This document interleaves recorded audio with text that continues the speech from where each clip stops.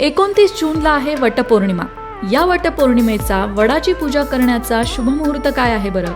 त्याचबरोबर पूजेमध्ये साहित्य काय काय हवंय, सगळ्यात महत्त्वाचं पूजा कशी करायची, या सगळ्या प्रश्नांची उत्तरं या एकाच व्हिडिओत मिळणार आहे आणि पूजा तुम्हाला करून दाखवणार आहोत। तेव्हा व्हिडिओ शेवटपर्यंत नक्की बघा। सगळ्यात पहिल्या प्रश्नाचं उत्तर बघूया की 29 तारखेला पूजेचा मुहूर्त काय असणार आहे। तसं तर पौर्णिमा तिथी जी आहे ती 29 तारखेला पहाटे 3:06 सुरू होणार आहे आणि या तिथीची समाप्ती होणार आहे 30 तारखेला पहाटे 5:26 आणि वटपौर्णिमेसाठीच्या पूजेचा शुभ मुहूर्त आहे 29 तारखेला सकाळी 8:55 ते 10:40 आता ज्यांना या वेळामध्ये पूजा करायला जमणार नाही ते अभिजित मुहूर्तामध्ये सुद्धा पूजा करू शकतात।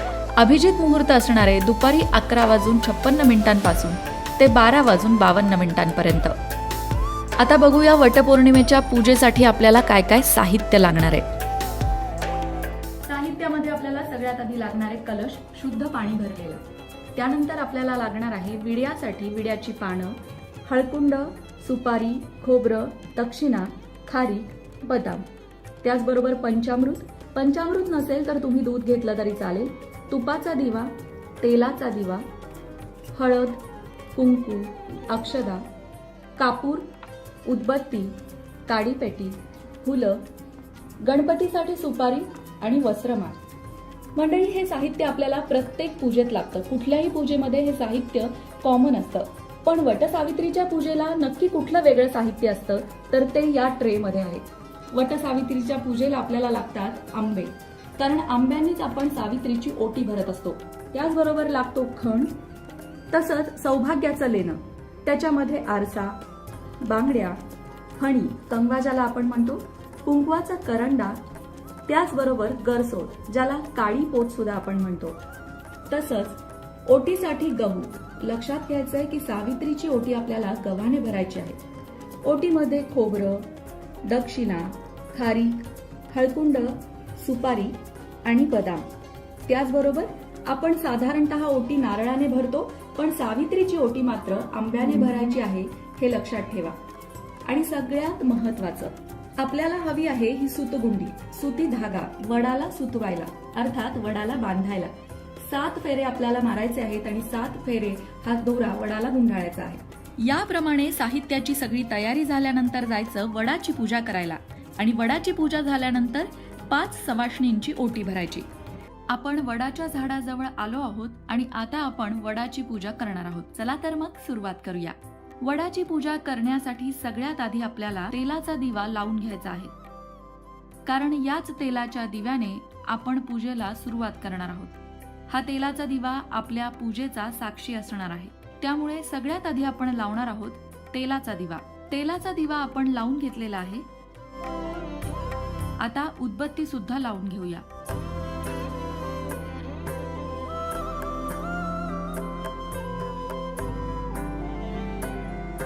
आता त्यानंतर या तेलाच्या दिव्याची आपण हळदी कुंकू वाहून पूजा करणार आहोत। हळद, कुंकू, अक्षदा आणि फुलं। दिव्याला नमस्कार करूया। तर आता आपण इथे गणपतीची स्थापना करणार आहोत। अक्षदा घ्यायच्या आणि त्यावर ही सुपारी गणपती म्हणून स्थापित करायची। त्यानंतर सगळ्यात आधी या गणपतीला हळदी कुंकू वाहून घ्यायचं।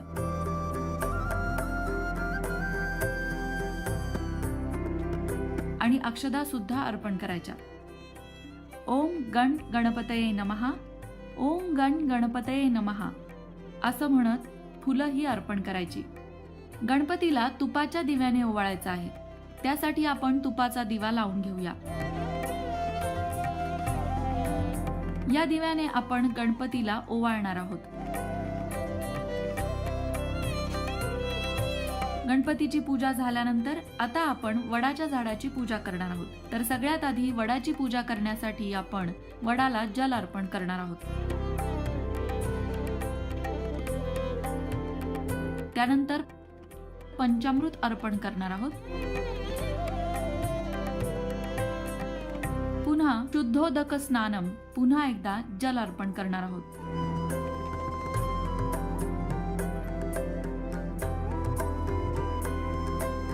आता हळदी कुंकू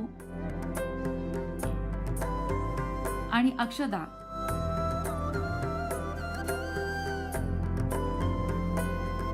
वस्त्रमाळ अर्पण करायची आहे.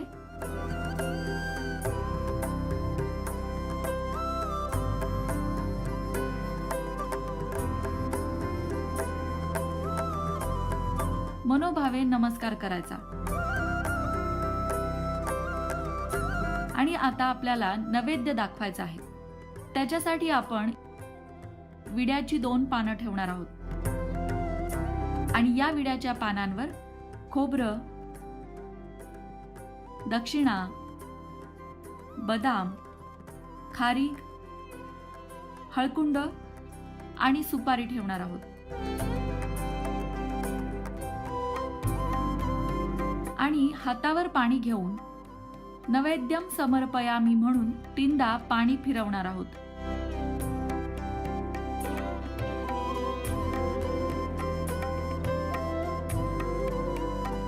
आता आपल्याला सावित्रीचं वाण द्यायचं आहे. सावित्रीची ओटी भरायची आहे. आपल्याला माहितीच आहे की या व्रताची सुरुवात सावित्रीपासून झाली होती. तिने सत्यवानाचे प्राण वटवृक्षाखालीच वाचवले होते. त्यामुळे तिला वाण देणं महत्वाचं, तिची सुद्धा पूजा करणं महत्वाचं आहे. त्यासाठी आपण हा खण इथे ठेवणार आहोत. खण म्हणजेच ब्लाउज पीस ठेवणार आहोत.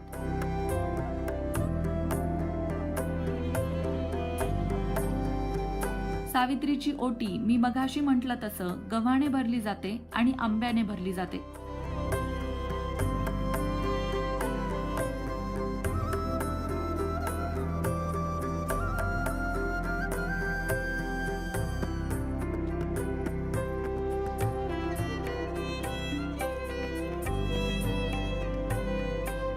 ओटी भरल्यानंतर आपल्याला सौभाग्याचं लेणं सावित्रीला अर्पण करायचं आहे.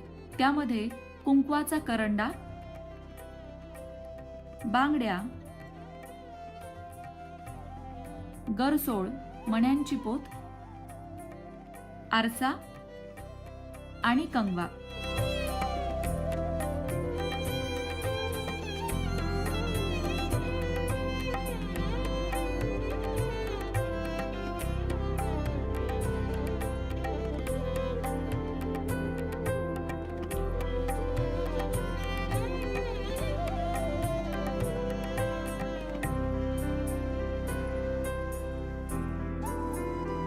त्यानंतर आपण वडाला सुतवणार आहोत. अर्थात ही सुतगुंडी वडाला बांधणार आहोत. 7 प्रदक्षिणा मारणार आहोत. चला तर मग सुरुवात करूया.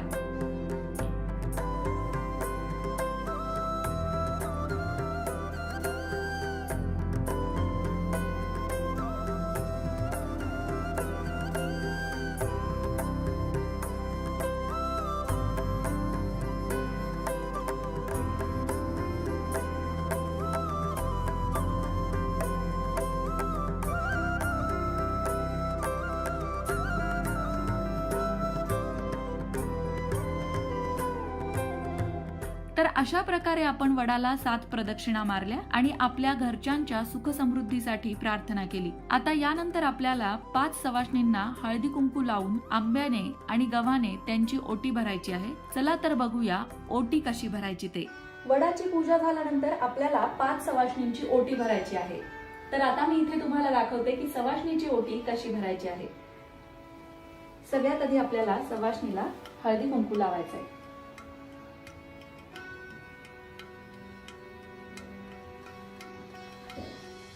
त्यानंतर ओटी भरायची आहे.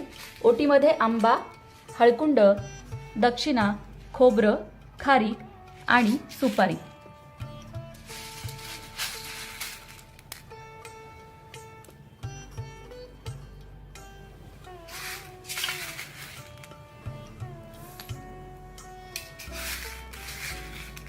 पाच वेळा आपल्याला हे गहू ओटीमध्ये टाकायचे आहेत. आणि त्यानंतर डोक्यावर गहू टाकायचे आणि या केळाला कुंकू लावून हातामध्ये केळ द्यायचं. सगळ्यात महत्त्वाचं, नमस्कार करायला विसरायचं नाही. आता एक उखाणा सुद्धा झाला पाहिजे. एक उखाणा घ्या बरं. कालेच्या फडेवर नाच करतो कंसारी, गोपाळ कृष्णरावांचं नाव घेते, सुखी आहे संसारी. वा, क्या बात. आता तुम्ही पण घ्या.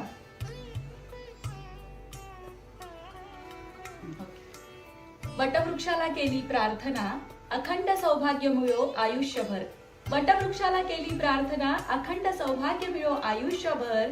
स्वप्नीलचं नाव घेते लोकमत भक्तीच्या YouTube चॅनलवर.